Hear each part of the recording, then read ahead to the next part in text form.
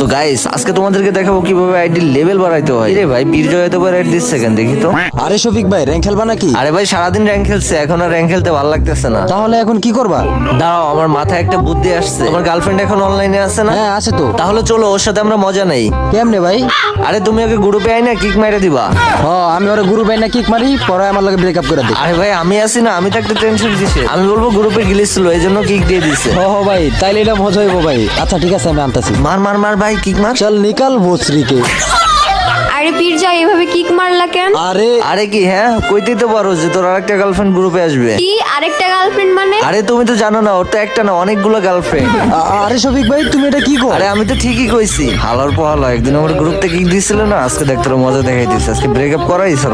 আরে আপু কি দেখতেছো, এখন ওর সাথে ব্রেকআপ করে দাও। ভালো হইতেছে না কিন্তু শফিক ভাই। হারামজাদা কুত্তা শয়তান বিলাই, তোকে অনেক ভালো ভাবতাম। যা তোর সাথে আজকে ব্রেকআপ। এই নে গ্রুপ থেকেও কিক খা।